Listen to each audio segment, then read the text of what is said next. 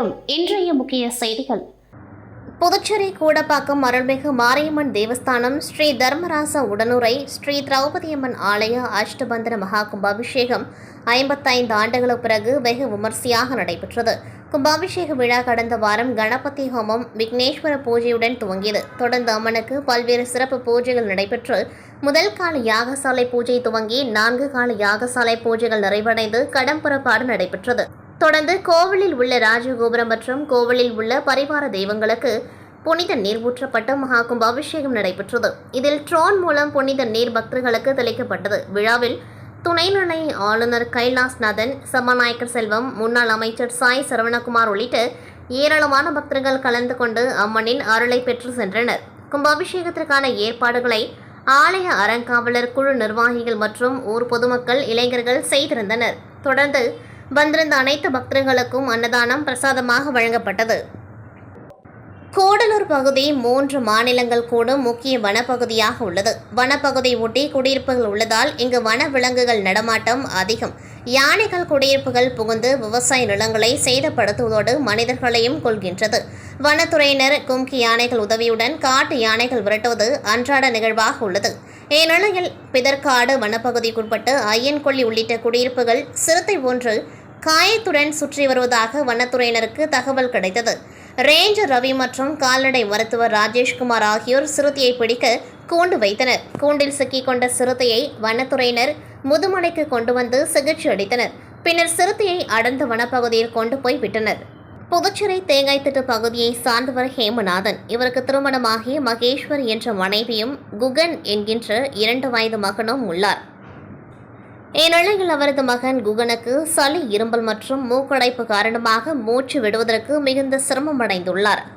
இதனால் புதுச்சேரி அரசு ராஜீவ்காந்தி மகளிர் மற்றும் குழந்தைகள் நல மருத்துவமனைக்கு அழைத்து சென்றுள்ளார். அங்கு குழந்தை குகனுக்கு மருத்துவர்கள் சிகிச்சை அளித்து உடனடியாக மூச்சு திணறல் காரணமாக மூக்கிற்கு போட வேண்டிய சொட்டு மருந்தை வாங்கி வர சொல்லியுள்ளனர்.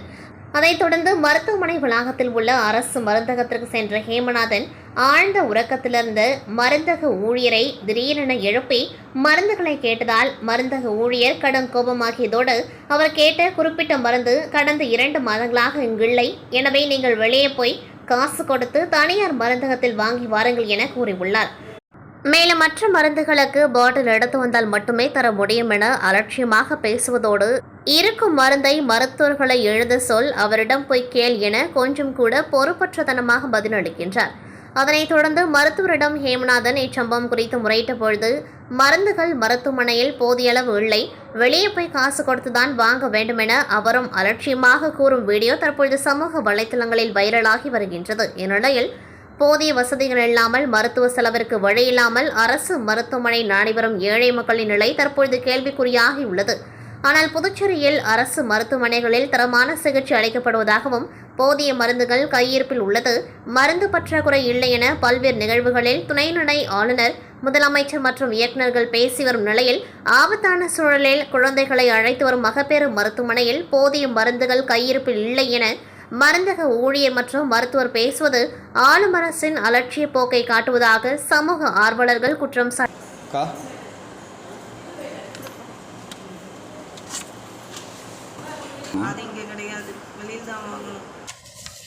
வெளியில் என்ன சொல்லியிருந்தா பரவாயில்ல, போய் கேளுங்க, இங்கே நம்ம உட்காந்துக்கிறாரு, போய் கேளுங்களா ஏன் ஏதுங்க என்கிட்ட இருந்தால் கொடுக்க போகிறேன்.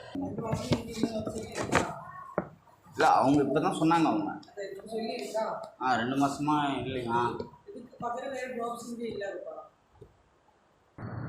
வில்லியனூர் சட்டமன்ற தொகுதிக்குட்பட்ட கும்பாக்கம்பேட் புதுநகர் பகுதியில் ஆதி திராவிடர் நலன் மற்றும் பழங்குடியினர் நலத்துறையின் மூலம் ரூபாய் 17 லட்சம் மதிப்பீட்டில் புதிய சிமெண்ட் கான்கிரீட் சாலை அமைக்கும் பணி இன்று காலை தொடங்கப்பட்டது. இதில் சட்டமன்ற எதிர்க்கட்சித் தலைவரும் தொகுதி சட்டமன்ற உறுப்பினருமான சிவா அவர்கள் கலந்து கொண்டு பூமி பூஜை செய்து பணியினை துவக்கி வைத்தார்.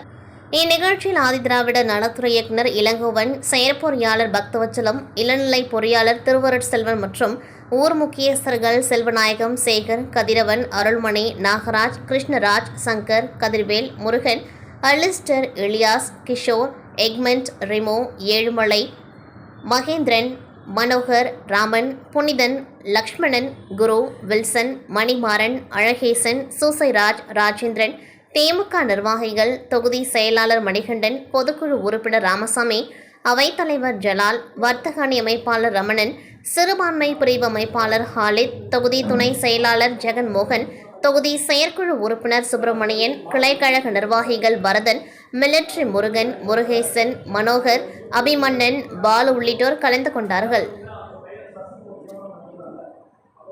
அரியங்குப்பம் தொகுதி பிபிசி நகரில் அமைந்துள்ள முத்தாலம்மன் கோவிலில் 70ஆம் ஆண்டு உற்சவம் நடைபெற்றது. அதில் அதிமுக மாநில கழக பொருளாளர் ரவி பாண்டுரங்கன் சிறப்பு விருந்தினராக கலந்து கொண்டு சுவாமி தரிசனம் செய்தார். தொடர்ந்து உற்சவத்தில் கலந்து கொண்ட சுமார் 200க்கும் மேற்பட்ட பெண்களுக்கு பொங்கல் வைக்க தேவைப்படுகின்ற பாத்திரம், தட்டு மற்றும் கரண்டி ஆகியவற்றை தனது சொந்த செலவில் வழங்கினார். நிகழ்வின் பொழுது தொகுதி செயலாளர் ராஜா, அவைத்தலைவர் ராஜேந்திரன், வார்டு செயலாளர் பாலு, அஜித்குமார், விஸ்வா, கோவில் விழாக்குழு, கிராம மக்கள் உள்ளிட்ட பலர் கலந்து கொண்டார்கள்.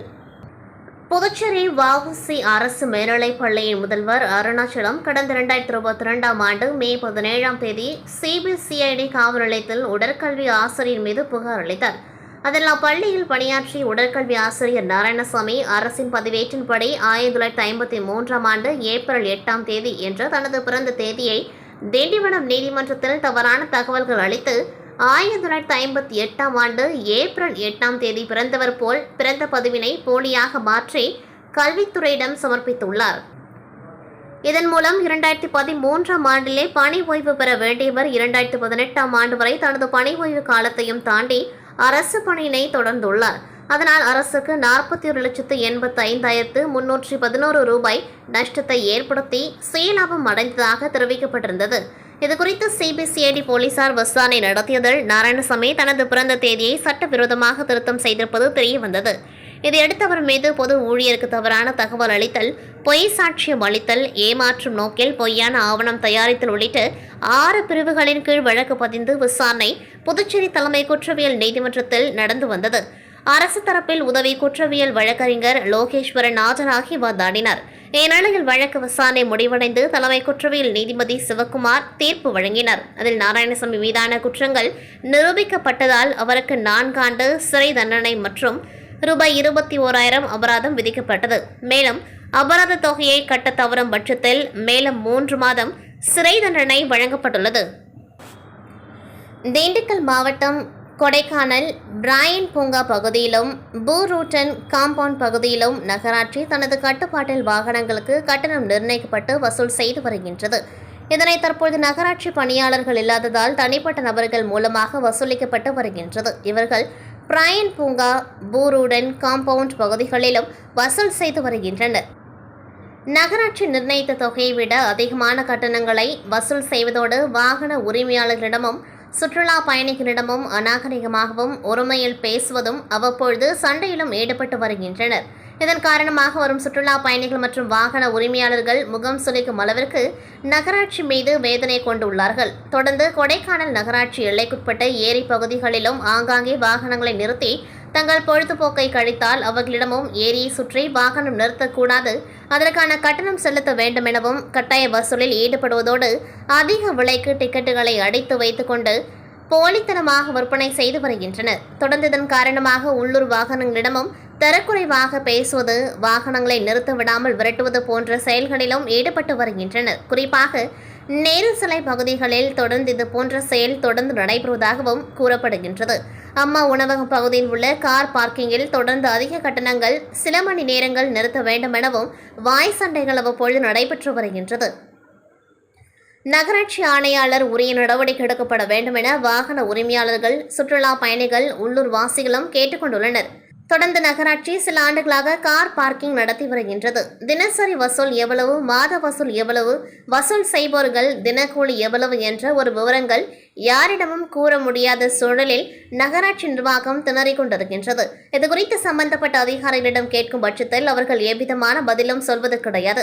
அரசியல்வாதிகளிடம் நீங்கள் சென்று கேட்டுக்கொள்ளுங்கள் என கூறிவிடுகின்றனர். இதனால் கொடைக்கானல் நகராட்சிக்கு பெரும் இழப்பு ஏற்பட்டு வருகின்றது என்பது குறிப்பிடத்தக்கது.